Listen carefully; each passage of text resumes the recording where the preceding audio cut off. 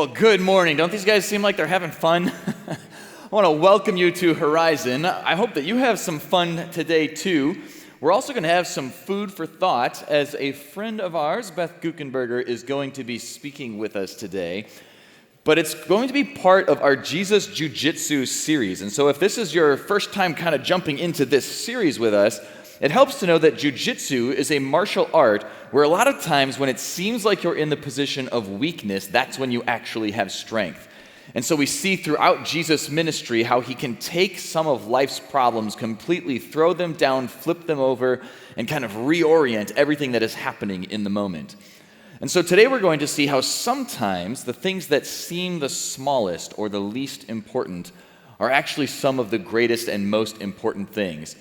And to help drive that home from the jiu-jitsu perspective, we're going to catch a video where Chad is training with our jiu-jitsu master, Marty. And I think you're going to like this one because by the end, Chad looks like he's in a lot of pain. So let's watch.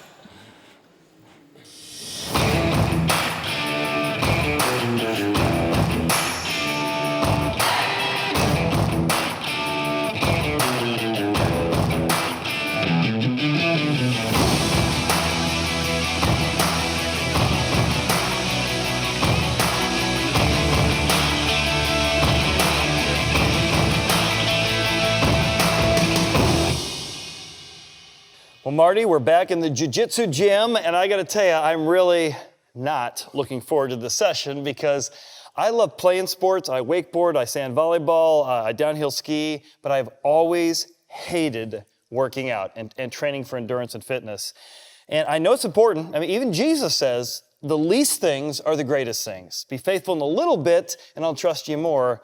But I have just not been particularly faithful with the fitness and endurance stuff. So what are you gonna put me through today? Well, I call it the intangibles because you can have all the technique and ability in the world, but if you don't nurture that with conditioning and strength training, it's not going to do a lot of good for you. So what I've done is put together a 5-station circuit that's going to target your endurance and strength and core. 3 things I don't have. And each station is 1 minute. And it's a great example of how long a single minute can be. My prayer life will go up if nothing else. All right, where are we starting? Okay, so we're going to start with what I call battle rope drum solo. Okay. Okay. All right, I've seen if you're Rocky familiar Balboa with do this. So if you're familiar with the song Wipeout, that's what I want. As many waves as you could possibly create. Yes, that's it. Okay, we're going to do that for a minute. And when I say we, I mean you. So just Thank you. Can I tag out anytime? No. All right. What's next? All right, the next one is a sumo upright row. And you'll stand like you're getting ready to do a deep squat. Okay. You will literally squat to grab the bell. Okay. You'll do an upright row, pulling your shoulders higher than your elbows higher than your shoulders. Okay. Bounce it off the floor and repeat. For a minute. For 1 minute. Okay. All right. Med ball slam. Now, a lot of people mistake med ball slam for just working your arms, but you're working your core because there's a crunch component when you slam it, and I want you to slam with enough force that you can catch it on the first bounce. Okay. Perfect. I can do one well. For a minute. Drew, Ryan, we're going to tag out on that one. All right. Okay. Next is a dumbbell push press. Okay. Okay, so what you're going to do is grab a dumbbell. One of these? Yes, sir. With both hands? With both hands, yes, sir. Oh, no, you're going to have one in each hand. Well, is there like the wimpy version or the beginner version of these? Let's go with the intermediate version. All right. Okay. So you'll grab these, the intermediates. How much are these? Like 8 pounds. They're heavy enough. They're heavy enough, yes. All right. It'll start at 8 pounds, but by like 30 seconds, it'll feel like 1,000? Yes, sir. Okay. All right. What am I doing? Okay. You're going to start in a pressed position. Oh, okay. Okay. You're going to bring one arm down and drag it back up. The other arm doesn't move until the first one's home. Then back down and repeat that for a minute. Okay. Okay. And then the last station is a tire flip because it's an overall full body exercise. What you're going to do is you're going to lay the tire down on the ground. I'm feeling tired just thinking about this. Okay, lay it on the ground. You're going to flip it, hop in, hop out, turn around, and repeat. for a minute. Do you have like a mini bike tire that I can flip this? There's no way. I'm trying to do a pancake. It's going to fall on top of me. Well, I have an intermediate tire. How's that? I'll find a small one around here somewhere. Now, looks can be deceiving. This is smaller than that, but it looks heavy. Remember, you're doing it for a minute, so. Yep. All right, what am I doing with it? Okay, you're going to put your feet a little bit wider than shoulder width. You're going to squat down, and you're going to flip the tire. Holy cow. You're going to hop in, hop out, turn around. Second verse, same as the first. And you're going to repeat that for a minute. I heard that part, yeah. So that's consistent all the way across. All the way across. All right, well, let's get started. So we want me to start off with The battle rope. The battle rope. All right, 1 minute. Got Yes, a sir. clock going? Yes, sir. I'll be praying. My prayer life will at least increase on this thing. All right. All right, in 3, 2, 1, go.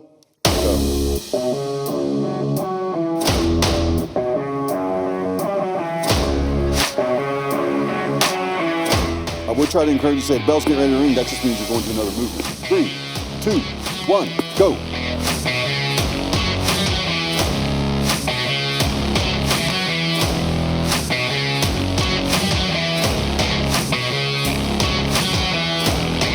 I've got good news and I've got bad news. What's the bad news? Bad news is you're halfway there. Oh, geez, what's the good news? You're halfway there.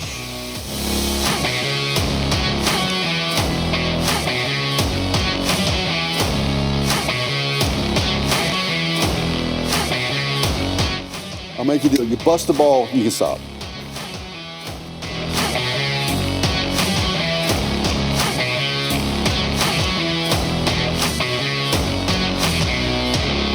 Nice work. Nice work. Well, I survived, Marty, but just barely. You did great, man. Well, today we got a guest speaker with us, Beth Guckenberger.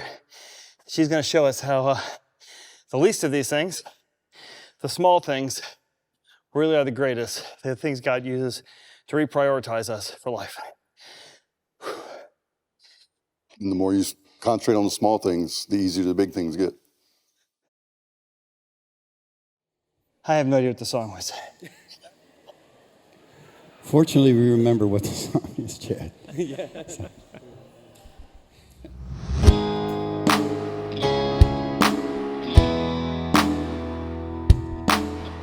There's a moment in your bones when the fire takes over.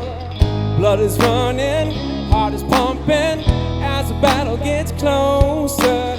Ooh, and they can say what they want now. Ooh, 'cause we'll be screaming out, we can be heroes everywhere we go. We can have all that we ever want. Swinging like Ali, knocking out bodies, standing on top like a champion. Keep your silver, give me that gold. You remember when I said we could be heroes everywhere we go. Keeping us down is impossible, 'cause we're unstoppable. Oh, we're unstoppable. Oh, we're unstoppable. Every spotlight, every soundbite, everybody who gave up is just a fool for wanting it more than anybody against us. Ooh, they can say what they want now. Ooh,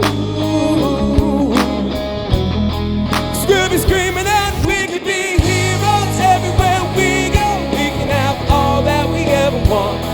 Swinging like Ali, knocking out bodies, standing on top like a champion. Kicking your silver, give me that gold. You remember when I said we could be heroes everywhere we go. Keeping us down is impossible, 'cause we're unstoppable. Oh, oh, we're unstoppable. Oh, oh, we're unstoppable.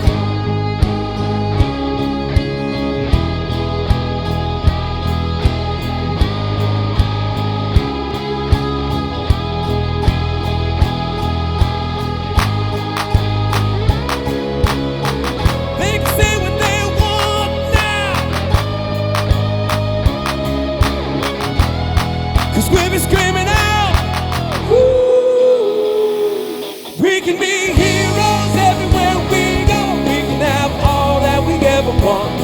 Swinging like Ali, knocking out bodies, standing on top like a champion. Keep your silver, give me that gold.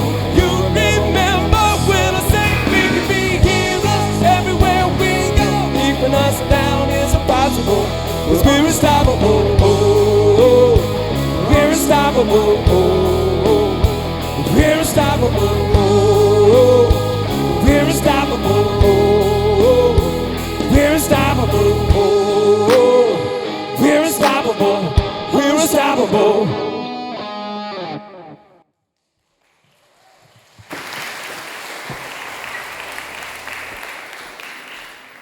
Good morning, Horizon. Nobody does music like you all. I'm just saying, that was amazing. Good morning, my name is Beth Guckenberger, and it's my joy to be here joining the Jesus Jiu Jitsu series, and it's especially my joy they did not film me working out for you all today. And I definitely think, sorry, Chav, but the star of that show is Marty. He is amazing. Hopefully if you've been with us, hopefully you've enjoyed this series. I am going to do my best to keep up with all. I know that last week Chad was on the ground and wrestling with a body double. That will not be happening this morning. But I am no expert in martial arts. However, I have learned that there are some basic principles in jiu-jitsu that actually apply to all kinds of areas of our life. That even if you don't practice this particular martial art, your intuition will kick in and you'll understand how it applies and how we see Jesus using some of these principles. One is called the pyramid principle. It's the importance of investing in a strong foundation. Another one is called the acceptance principle, recognizing it's better to yield than to resist. We'll see that a little bit in today's passage. And like Drew was mentioning a minute ago, this idea that right when you think that you're at your weakest position, you might be strong. That's what Jesus ended up doing when he came on earth. He kept turning everything upside down, and people were like, wait, I thought the first was first. No, actually the first is last, and the last will be first. Like, he was always rearranging or reorienting us to what actually is true, and that's really the third principle in jiu-jitsu, which is called the pivot principle. And it's the value of changing your perspective in order to increase your effectiveness. And we're going to really sit with the pivot principle today because there's a lot of pivoting that happens among the characters in the story we'll study. Our passage comes from the book of Luke, where Jesus will become a guest in the home of a man named Simon the Pharisee. And the Pharisees were a group of religious people in Jesus' day. Pharisee literally means to be separated. They didn't want to be contaminated by people that they thought were unholy or unclean. They were people that were more interested in the letter of the law than the spirit of it. They were more focused on the outward appearance than they were what was actually going on inside of someone. And so it's interesting to me that Jesus accepted an invitation to someone with that belief system, that worldview. He wanted to go in his house, I believe, because he had a heart to help Simon see things upside down for him in a way that would be different. He wanted to reorient him to what the life that Simon was living and what he thought would have been obedient. He wanted to help him understand the way that God had intended. And so we'll read in Luke chapter 7, it says, "Behold, a woman in the city who was a sinner, when she knew that Jesus was at the table in the Pharisee's house, she brought an alabaster flask of fragrant oil, and she stood at his feet behind him weeping, and she began to wash his feet with her tears, and she wiped them with the hair of her head, and she kissed his feet and anointed them with fragrant oil." And I just want to make sure I paint the picture for you that in the Middle East, to a certain extent still today, but absolutely in the days of Jesus, dinner parties were held outside. At a house like Simon's, it would have been in like a courtyard, and there would have been naturally a whole ring of people, kind of curious observers, like a peanut gallery that would have been surrounding this dinner table. So when this woman made her way into Jesus, she didn't like break into Simon's house the way we might assume, given the way that we host dinner parties today. She would have been drawn to him in some way. And we read in the chapters before this story that Jesus was he was a people gatherer. He was starting to create crowds everywhere he went. It would say there was a great crowd, and then he moved to the next town, and the crowd followed him, and then he spoke, and he had to go up because there was a great crowd. Like, there's a lot of evidences that people were curious, drawn to him, and so she would have been no different, just hanging out. And then she sees this need that he has, and she decides to intervene. Because what would have happened when you got invited to someone's house at this time, in this culture, 3 things would have been the responsibility of the host. First, he would have either washed your feet, or he would have seen to it that your feet were washed, because everybody wore sandals and the roads were dusty. So that's like the first thing that would happen. The second thing that would happen is they would greet you with a kiss. Welcome. Thanks for coming. Thanks for accepting my invitation. You're welcome here. And the third thing they would have done is anoint the head with oil, this symbolic gesture. We'll read in a minute. Simon the host didn't do any of those things. So this woman who was like out here in the peanut gallery sees that the host has neglected his duties, and she steps in. And it's not like Simon forgot to do this. This is a part of ingrained in this culture for 1,000 years. He was absolutely sending a message to his guest, and it was a message of dishonor. And I think this might be Jesus' first jiu-jitsu move, is that he had utter control of his emotions. He was not going to let himself be offended by Simon. He knew what was going on inside of Simon's heart, and he knew what he was there to do. He had total control. And I noticed that just in these first few verses, a couple things about the story. One, I just mentioned, Jesus is a drawer to a himselfer. He was always bringing people to him. The second thing is, Jesus wants us to express ourselves. He doesn't want us to hold back our emotion or our affection. He was welcoming of this woman who was demonstrative how she was feeling. And the third thing is, you can see a need, and nobody can invite you to do anything about it, and you can go do it anyway. I mean, this is this woman's first pivot move. This is her first, I'm going to reassess this situation and change my perspective in order to increase my effectiveness. She realized, in fact, there's a word we use in Hebrew sometimes, and it's popular in our pop culture, in our lexicon. What this woman had was chutzpah, right? Chutzpah literally means utter audacity, gall, and nerve. She would have been, she had a reputation of a sinful woman, and she was not afraid. She stepped right into exactly where she was uninvited and executed what she knew needed to be done. Now the Pharisee who had invited him saw her doing this, and he spoke to himself, saying, this man, if he was a prophet, would know who and what manner of woman this is who's touching him, for she's a sinner. As Simon watched the woman, he probably felt some combination of both disgust, because he's a separated one. He's a Pharisee, and here this guest of his was allowing the sinful woman to be so intimate with his feet, washing it with her hair. And he also probably would have had some kind of little weird satisfaction.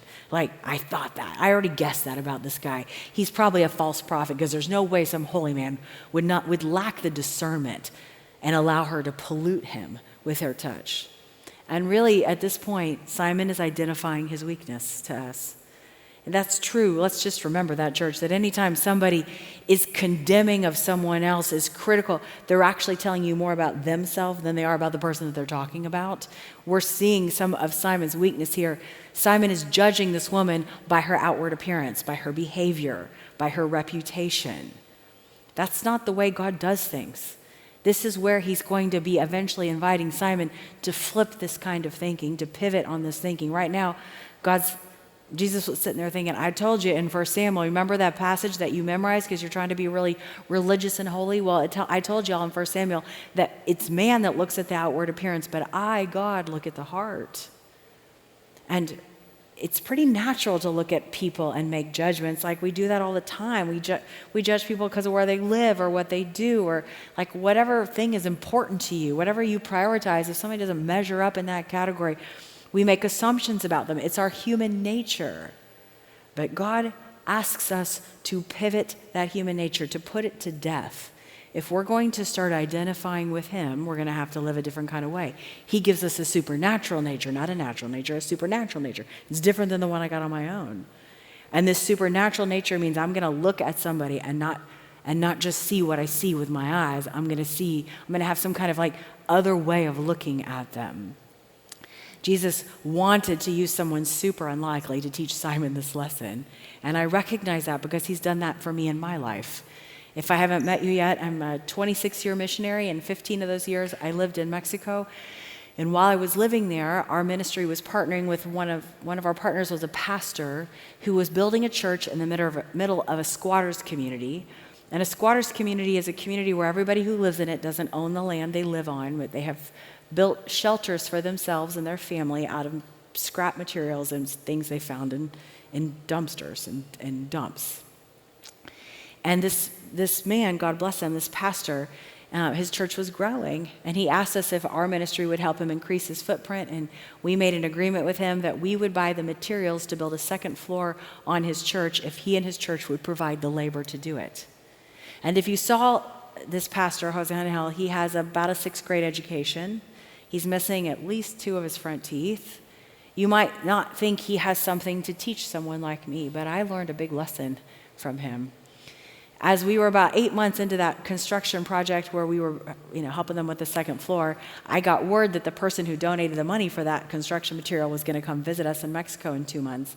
And they felt like, to me, I'm no construction person, but it felt like they were kind of in a stuck place. They hadn't gotten very far in the recent history. And so I just called him. I'm like, hey, Jose, I know that we had this agreement where we do the materials and you do the labor, but I'm going to help you get this last 20% done. I can tell it must be really challenging, and I'll help kick in some more resources so we can pay some professionals to help get you to the finish line. And then the guy that actually gave the money for the materials, he's coming into town, and so it'd be great to have a ribbon cutting ceremony and we can finish it all up. And he said to me, oh, Beth, you don't understand. He said, you know how people get work in my community, right? And I said, yeah, I've been there hundreds of times. The way that the men are employed in that community are different than the way we would understand employment.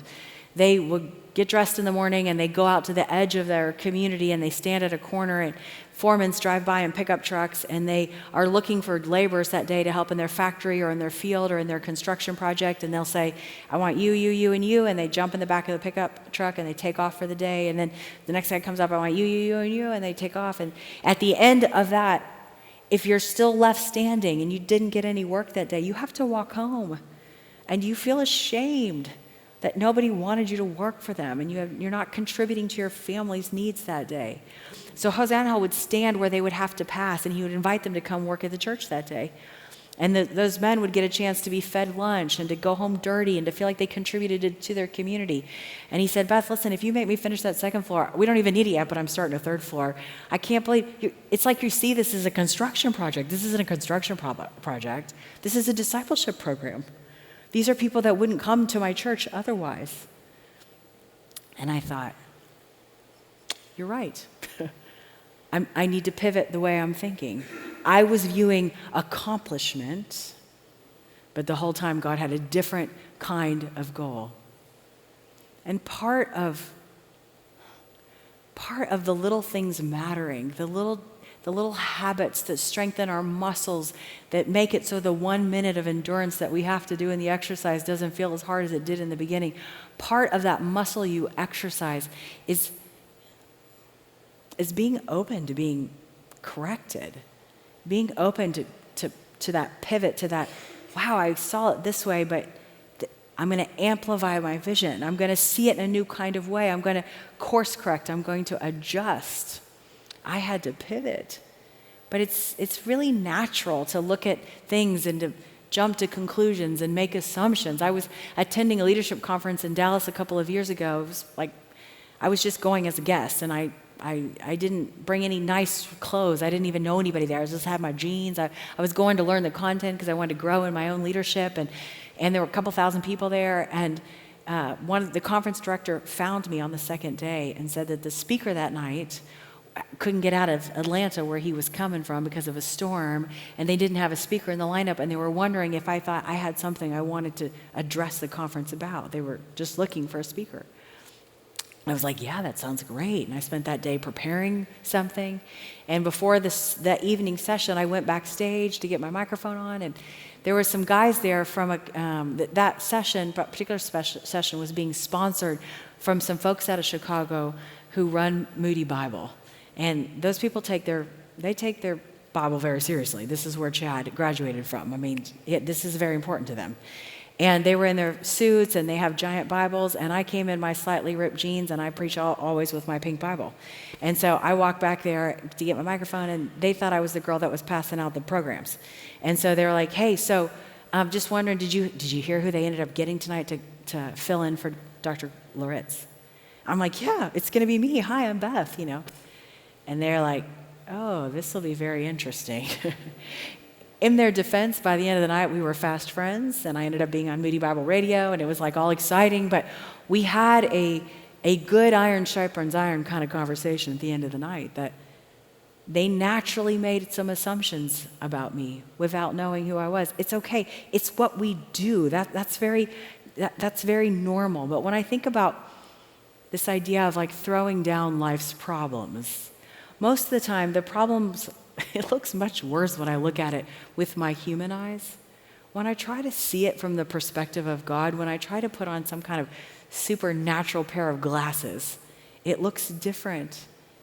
It's not that it necessarily minimizes, it just has I see it from a different kind of perspective. That's what pivoting does for us. That pivot ends up then increasing our effectiveness. This is jiu-jitsu at work. It happens all the time, though. We make assumptions and judgments about people that we see in line at the store, right? We judge our like new neighbors. We judge our son's girlfriend. We judge, like, we take one look and we make we come to conclusions based on like what they have on or where they're from or like what they look like. It's okay. It's natural. But if we decide to follow God, if we decide that we're going to do things in this upside down kingdom kind of way, this Jesus kind of way, then he's going to make us different. We're going to be supernatural. That's the move here. This woman, she saw a need and she sought to meet it. It wasn't even like a very big need, but she thought, no one is doing that. I'm going to take some action. And I want to teach you a word. Our Bible's written in two different languages. Our Old Testament's written in the Hebrew language, and the New Testament was written in the Greek language before they eventually got translated into our English language. And sometimes the reason why we want to go back and look at those original languages is because they fill in some blanks for us. They give us a bigger picture. And the Hebrew language is a funny little language because it often paints word pictures for our minds, and it helps us understand things. And so there's no like vocabulary test to get in heaven. I'm going to teach you this word, and if you forget it in 5 minutes, it's totally okay. I think of these kinds of words like doorknobs, and they take us into new rooms of understanding. And all that matters is that we now have this new kind of understanding. It doesn't really matter what the doorknob looked like on our way in here. So don't get caught up in the actual word, but the Hebrew word I want to teach you is to see, or ra. And the reason I want to teach you to see is because this is a story about seeing. This woman saw Jesus. Jesus is going to see her. Simon's looking at them all. Like it's a story about seeing.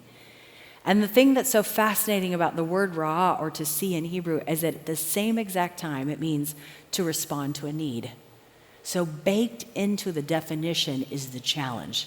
If you don't do anything about what it is that you're seeing, did you really actually see it in the first place? And I have a family in my neighborhood that I'm pretty sure is going through a divorce. The guy's not there anymore, and the kids aren't always in residence, and I saw a moving truck, and I don't know for sure. I've not done anything about it, but I'm pretty sure that's what's happening. But you could argue, I'm not really seeing them. If I haven't gone to engage, I'm actually overlooking them. I'm not paying attention to them.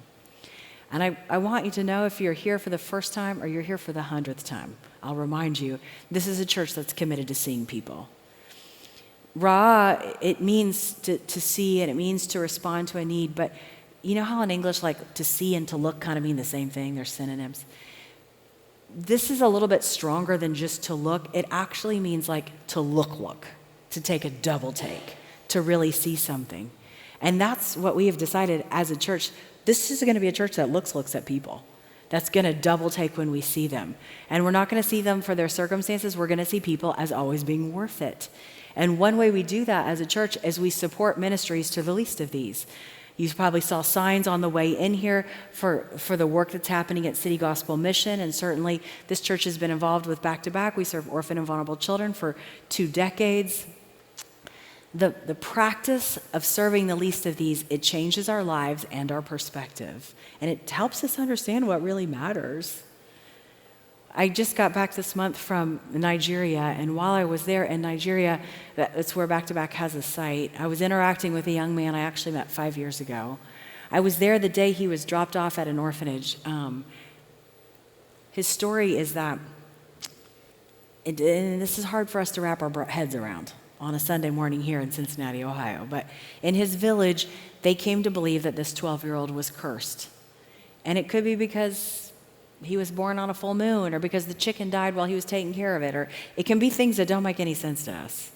But his village came to believe that he was cursed, and in their belief system, the way you rid yourself of a curse is you take giant nails and you drive them through the ears of that person until they die. And they thought they killed him after they did that, but they didn't. He just had passed out from the pain, and they buried him. But it was a shallow grave, and he eventually came to and tried to come out, and somebody was running by when that happened and called the Nigerian equivalent of 911, and they took him to a hospital, and he spent months in the hospital recovering from his injuries, and a social worker got involved because she realized it wasn't safe for him to go back to that community, and so she was relocating him to a children's home, an orphanage, where I happened to be that day, and the director was telling me about the story and said he'll be here any minute. And I've seen hundreds of kids get dropped off in an orphanage, and it's traumatic, super traumatic. So I was like, what's it going to be like for this kid? I can't imagine everything he's been through. And he walks in the door, and he can't stop smiling. He's like smiling about where he's going to live and smiling about where he's going to eat. And I've told him, hey, this is the homework room, and he was smiling about the homework room. And I was like, what is up with him? And somebody caught a picture of me just shaking his hand for the first time. But I said, help me understand, buddy, like, what are you so happy about today? And he said, oh, Auntie, I'm happy because today it feels like a new day. And he's had, when I was there this last month, he's finishing up high school. He's been studying now for several years, and his whole entire life is going to be different. His trajectory, his destiny is literally going to be different. Why? Because somebody looked at him. Somebody saw him and decided to respond to that need. This is the kingdom kind of thinking.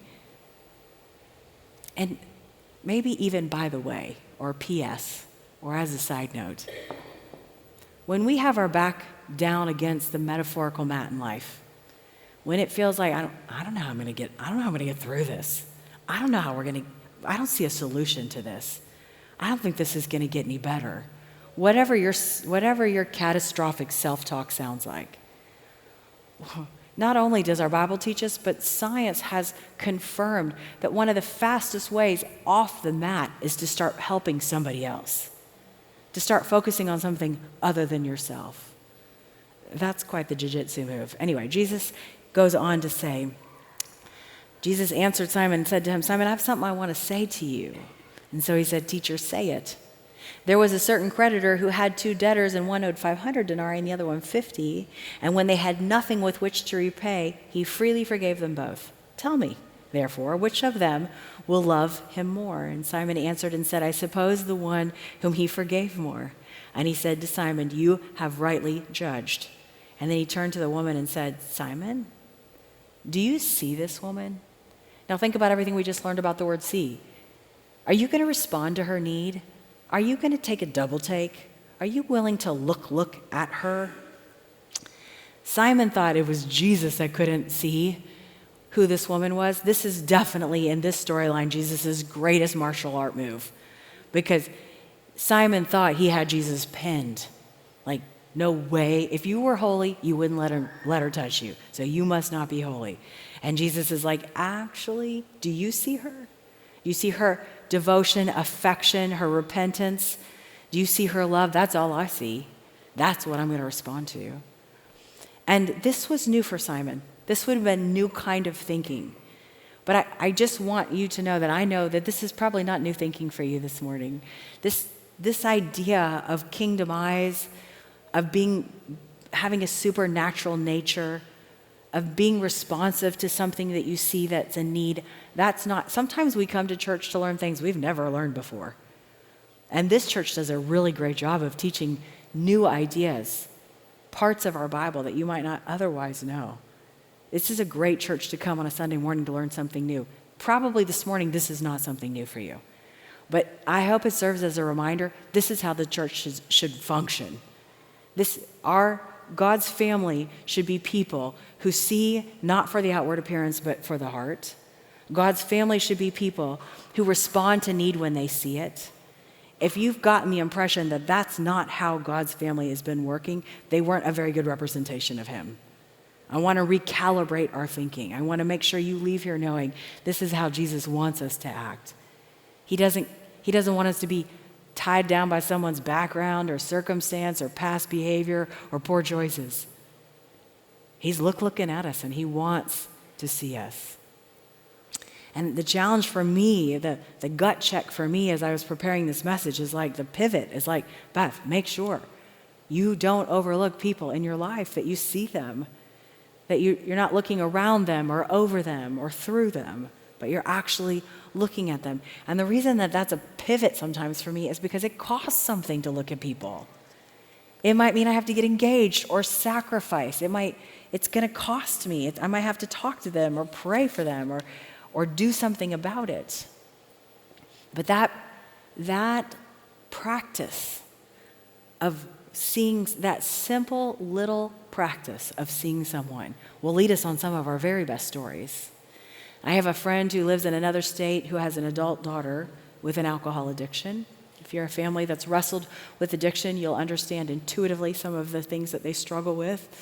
They are always trying to figure out when to intervene and when to allow that child to face consequences. And one night this week, they got a call that their daughter had been picked up with a DUI, and they were trying to figure out, should they come, should they wait, should they intervene, how fast should they rescue, and how fast should they drop their life to get there. And it was making them feel far away.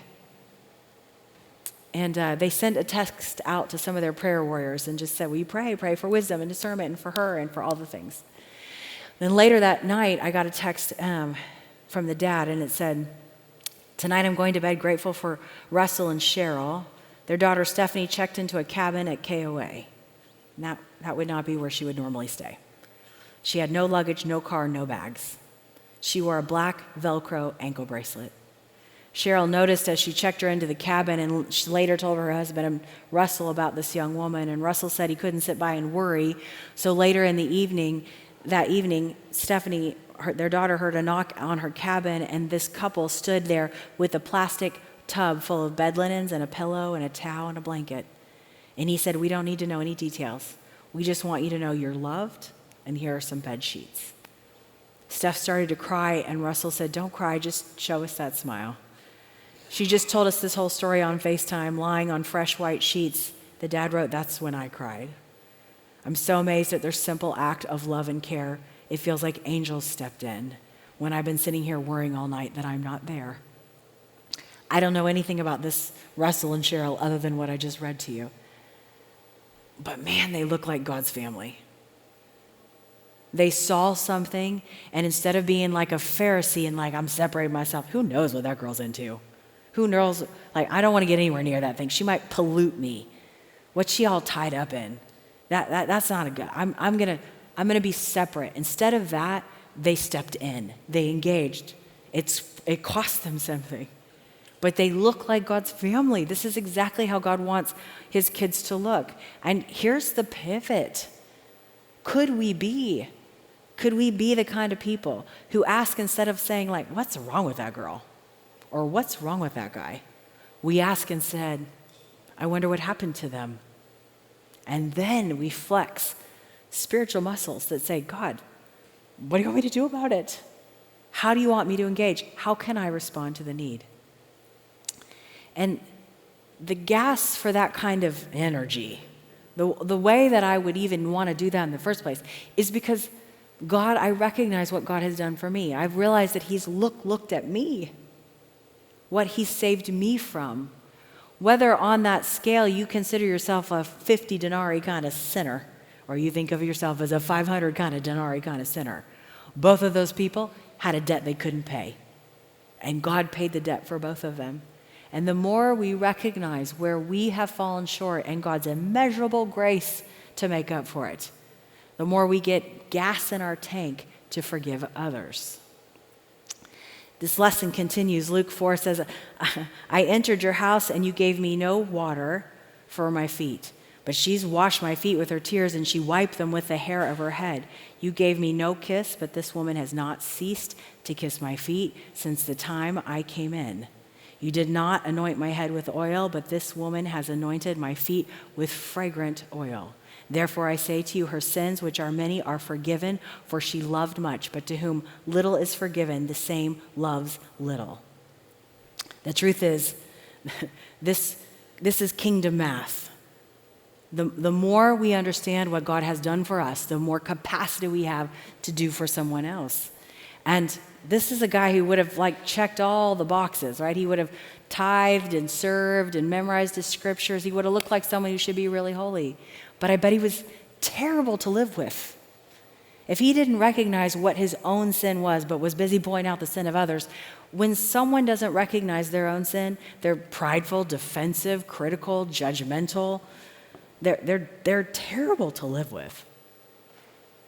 I know because I was one. My husband and I don't know about you, but sometimes, the you couples, but sometimes in my marriage, we get on the same fight. We have it over and over again. Anybody here? Is everybody here really creative in their conflict, or do you find yourself having the same fight over and over again, right? Can I get a witness, right? And we would have these fights. They were so predictable. They happened on Saturday mornings. And I knew they were going to happen because our weeks were really busy. We were living in Mexico. On any given day, it never felt like we had any discretionary time. But Saturday morning, every orphan I knew was sound asleep. Everybody who would ever come visit us was on their way there. And any other staff person was enjoying their own free morning. So I would wake up on Saturday mornings with these sky-high expectations.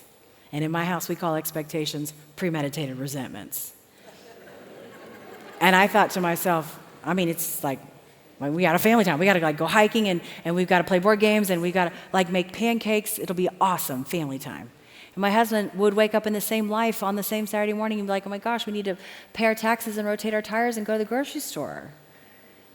And our agendas would crash and sometimes they would be ugly. And I would get really uncomfortable with that disconnect. And so eventually, not because I'm better than him, but because my personality doesn't like disconnection, eventually I'd go to him and we'd try to resolve and salvage our Saturday morning, and we would find ourselves patting ourselves on the back that we were so mature that we could come up with a way to get everybody's need met. But it's not maturity when you turn around and fight about it 7 days later. And during that time period, it felt like my back was against the mat. This is not getting any better, and we are not seeing eye to eye. And then the Lord convicted me that I was actually more sad about disconnecting from him than I was about the thing that created the disconnection. And when I would go to him to say sorry, it was usually hey, sorry, I was disrespectful. Hey, sorry, I said that in front of the kid. Hey, sorry. But what really was causing me to fight with him was pride.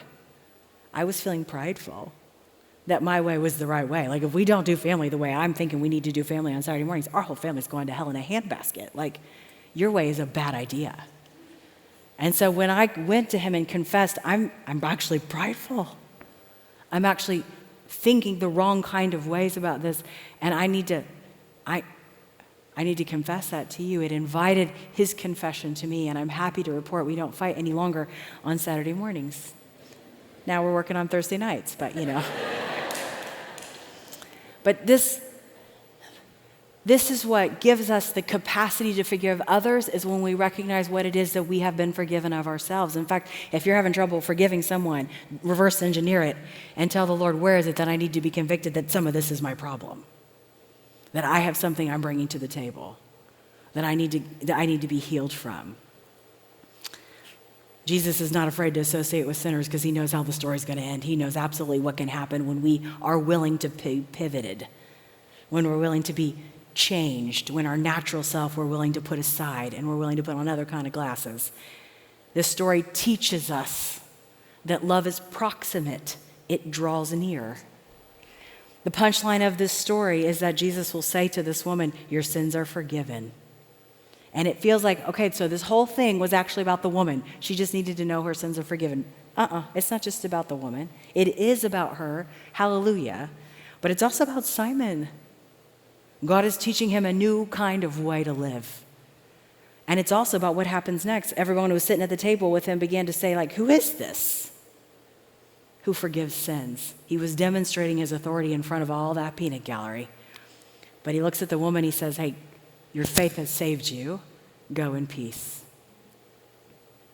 And that's how I want to leave you this morning. In this one little interaction, God honors this woman, something probably had never happened to her before.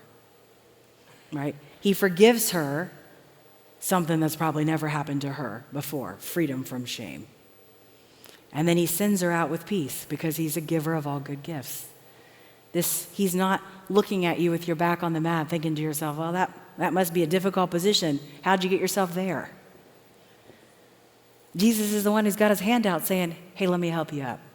Hey, let's do a pivot. Let's see how it looks like from this perspective. Let's see what I can do. And I want us to leave here today thinking to ourselves, what Jesus is looking for is for us to recognize our sin so our capacity grows to forgive others. He wants us to have a little bit of chutzpah, a little bit of utter audacity, gall, and nerve, a willingness to demonstrate our faith to others. He's looking for us to be tender in our hearts, for it to break for the things that we see to the point at which we are to respond. And he's also looking for us to be willing to break through a crowd and meet a need, even if it makes us look foolish. Would you pray with me? Jesus, I am thankful. I'm thankful that you give us a different perspective from which to see the problems of our life. I'm thankful that you have a plan for us and that we can trust you with it. Help us to be willing when we feel stuck to look to you for the pivot and give us your kind of eyes. We love you and we trust you with all the storylines in our life. May we see them through the eyes that you give us. And I pray these things in your name. Amen.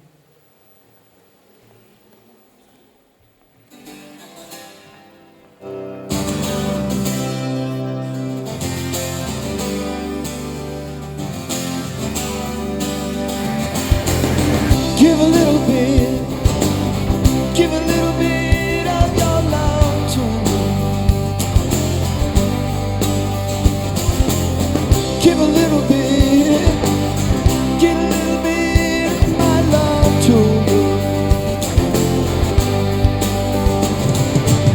See the man with the lonely eye, take his hand, be surprised. Give a little bit of my life for you.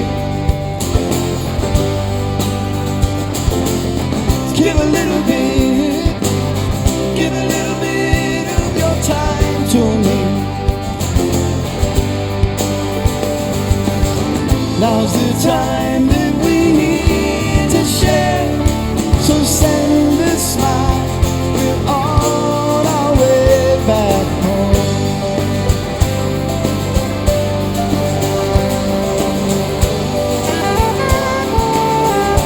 Oh, you just gotta feel it.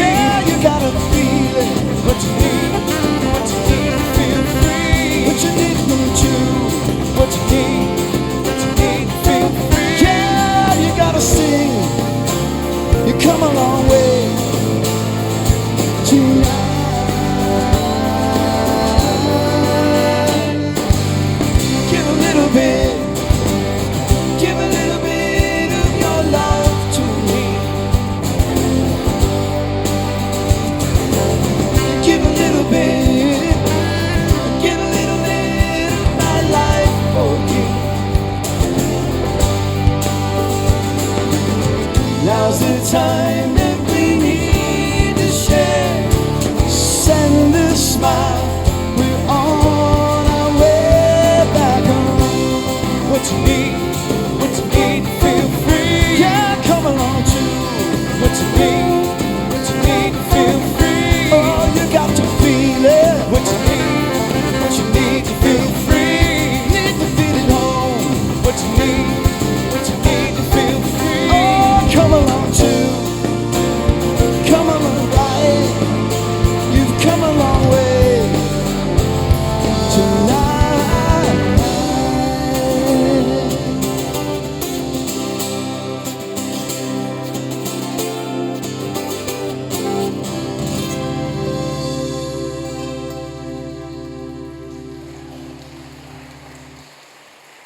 Well, thank you so much for being here today. Thank you, Beth. We love having you here. Great message today. We'd like to let you know before you leave today, there's a women's program coming up next Sunday after, if you'd like to find out about an opportunity for women coming up to find out about extra groups, ways to get plugged in here at Horizon. It's called Coffee and Connect. If you'd like to find out more about that today, just stop in the third door on the left, the Hearth Room, and you'll get information on when that happens next Sunday morning. Have a great day. Thanks.